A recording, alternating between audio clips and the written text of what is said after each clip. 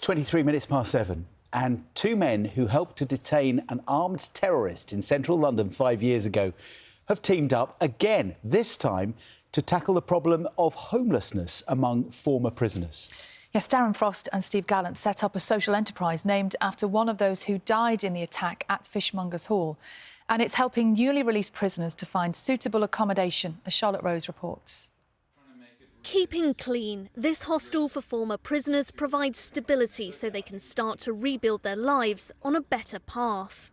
Ben was serving time for drug offences at HMP Five Wells in Northamptonshire. I didn't actually know I was going home till the day before. I was so stressed about the whole situation, if I'm honest. I was pulling my hair out. I mean, did you actually think you might be leaving with nowhere to stay? So the ultimatum was obviously, if I couldn't go back to family, which was probably a no-no, and they couldn't find me like a hostel to stay at for a short amount of time, I would have been released, ironically, on Christmas Day with nowhere to go.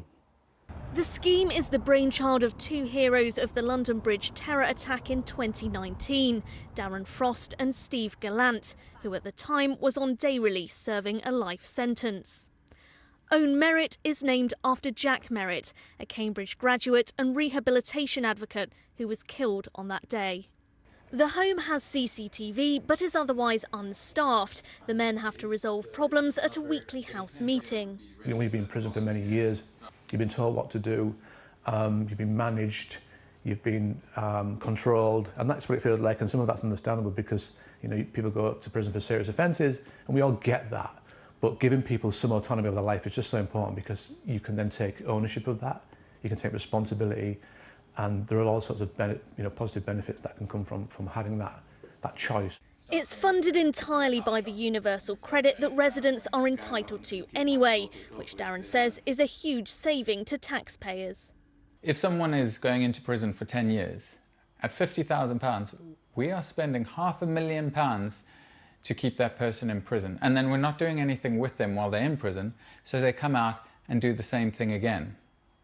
It just doesn't make any sense. We need to change, a reset, and so that's what we're trying to do here. Data for prisons show homelessness amongst former inmates is a real problem. The inspector's report found that 333 men had been released from the jail with no accommodation in the past year. That's almost a third of all those who left.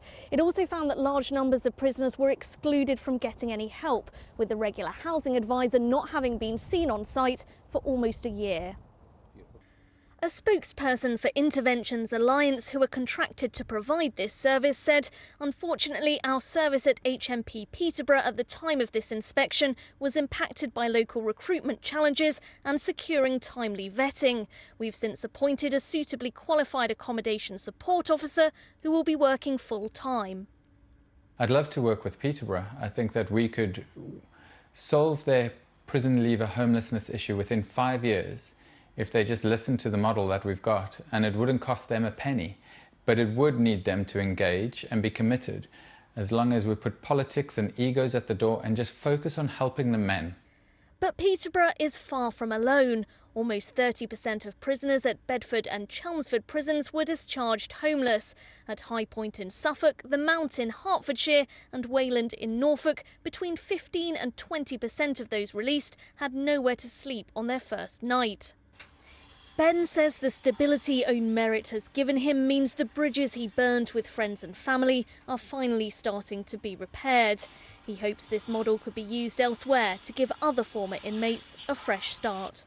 Charlotte Rose, BBC News. What a great scheme. Yeah, fantastic. We've been talking a lot about homes and housing this morning, haven't we? We have, and appropriately enough, Nina is on a building site in West London for us this morning because they are in search of brickies. Nina, we need a lot of them.